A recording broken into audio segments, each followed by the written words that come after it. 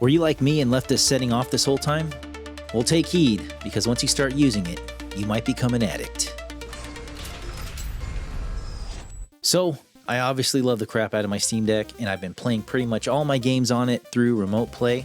However, I have purposefully stayed away from competitive games like first-person shooters because I just can't get to the same level with a controller as I can with a mouse and keyboard. So a few days ago, I got talked into playing Marvel Rivals, and boom, I just loved it. But then I found myself caught between a rock and a hard place. Either put down my precious Steam Deck and return to the upright prison of a mouse and keyboard, meaning I actually have to get my lazy butt out of the recliner, or figure out another solution. You see, the primary thing that keeps me and a lot of people from playing competitive games using a controller is that it's just not as accurate as a mouse. This means it's just a lot more difficult to get those intricate slow movements like when you have to track a moving target or something like that. And like me, there's the fact that I'm already bad at competitive games and even worse on a controller. And yes, I know there's some console elitists out there shaking in outrage, like, well, I beg to differ. Skill issue, bro. Skill issue. Okay, good for you, bro, but we're talking about the majority of people who play games better with mouse and keyboard. So there's a feature on the Steam Deck that has the capability of filling the gap between controllers and mouse and keyboard, and it's called Gyro. So enabling the gyro settings on the Steam Deck allows you to use it as a kind of steering wheel,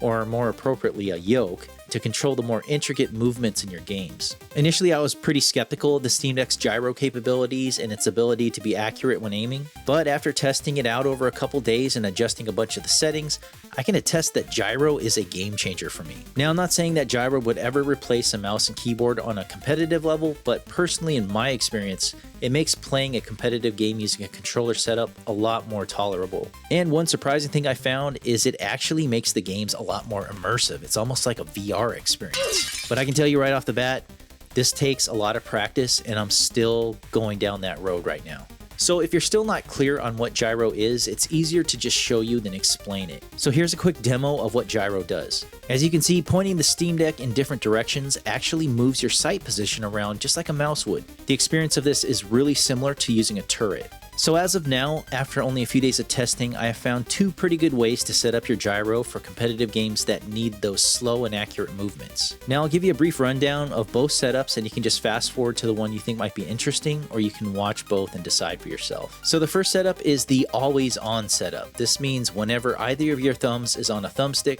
gyro is on. If I could put it more clearly, moving the Steam Deck with either of your thumbs on the thumbsticks provides joystick input to the game and moves your sight picture around. The pros of this setup is it's always on, so you don't have to remember to activate or deactivate it when switching in and out of gyro mode. The cons are it's always on, so if you move your Steam Deck around while using the joysticks, there's extra input which can be a little confusing, so you have to learn to hold your Steam Deck still if you don't want gyro input. The second setup is a trigger activated setup, so here you either have to have the trigger partially or fully pressed to activate gyro mode. The pros for this setup is there's no extra confusing joystick input when you're moving around in game. The controls pretty much function as normal until you press the trigger. The cons of this are you have to keep the trigger partially or fully depressed to activate the gyro, and the Steam Deck's triggers require some adjustment, so you're not accidentally shooting all the time when you don't want to. So let's go ahead and set this up. So regardless of which setup you want, let's first actually turn on the gyro in whatever game you want to use it in. So let's open up the game and get ready to adjust some settings. So I'm going to use gyro in Marvel Rivals, which I just started a few days ago. So go ahead and open up your game and let's get ready to adjust some settings. Okay, so once the game is opened up, go ahead and press the Steam button on the left side of your Steam Deck to open up the settings. Press right on the D-pad on the Marvel Rivals tab and select Controller Settings right here. Go into Edit Layout and go all the way down to Gyro. Under Gyro Behavior, make sure As Joystick is selected here. Then we'll go to the cog wheel on the right and click. First thing we're going to do is go down to Enhance Small Movement Precision, and we're going to move this down to 64. What this does is help to prevent these little micro stutters you get when you're moving your Steam Deck around. Under Send to Joystick, make sure Right Joystick is selected. Next, we'll scroll down to Gyro Activation buttons right here. So first we'll set up the always on option. For the always on option, just make sure that left touch and right touch are selected. This just means that when your thumbs are on the thumbsticks, it's going to move your sight picture around if you move your Steam Deck around. And if you want the always on option, that's really all you need to do here. So just skip ahead to this time for the next set of instructions. So if you want the trigger activated setup, it's going to take a little more work. Okay, under gyro activation buttons, make sure nothing is selected. And go ahead and select both of the R2 options. So the Steam Deck is not going to move around until you actually half pull the trigger or fully pull the trigger. Now go ahead and press B to exit. Press B to exit again. And we'll go to the trigger options here. Under right trigger behavior, go to the little cogwheel on the right. First, adjust the trigger threshold by cranking it all the way down. It'll be right here, and just move it all the way down. Next, go down to trigger response curve and make sure it's on extra wide. So the reason we're doing this is because we're making it so you can half press the trigger in order to move the gyro around for the precise movements. So we just gave it more of a dead zone for the trigger to enable you to use the gyro when you're not ready to shoot. Okay, now press B until you get to this page and scroll back down to gyro. And select the cogwheel again. Okay, now for the most important and difficult part, which is setting the output scale of the gyro. This is just the amount of movement that happens in the game in relation to where and how much movement is sensed in the Steam Deck. So for this, what we want to do is press the Steam button again on the left side of the Steam Deck.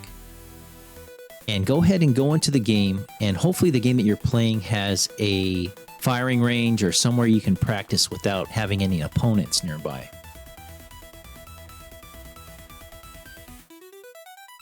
So we're going into the practice range here. So for this part, we're just going to strafe left and right so you can choose how much sensitivity you want in the gyro.